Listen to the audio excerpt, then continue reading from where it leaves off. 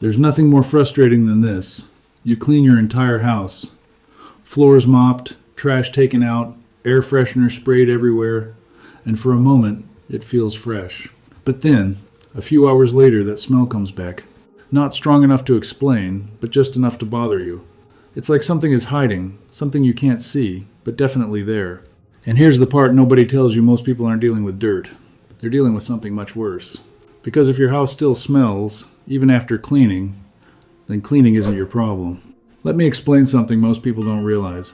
When you clean your house, you're usually cleaning what you can see: dust, spills, surfaces. But smell doesn't come from what you see, it comes from what's hidden. And that's where things get interesting.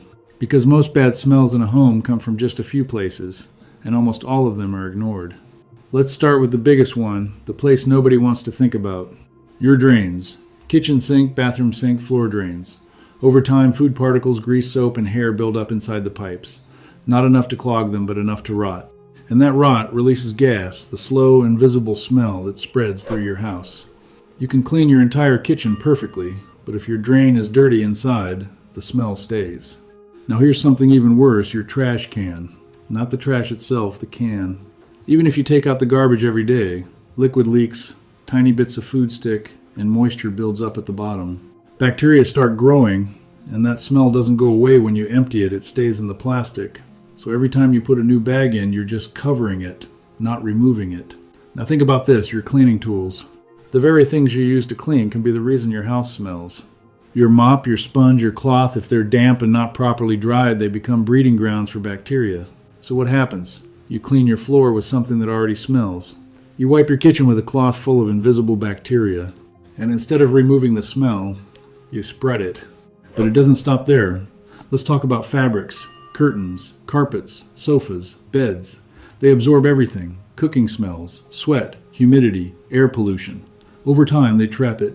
You can spray air freshener all day, but fabrics hold the smell deep inside, and unless you clean them properly, that smell never leaves. And here's something people rarely think about: your walls. Yes, walls.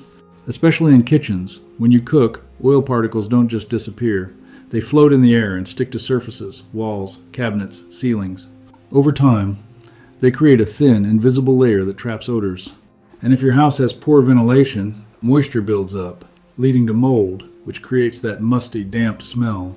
And here's the truth about air fresheners: they don't fix the problem, they hide it. So now the real question is, what actually works?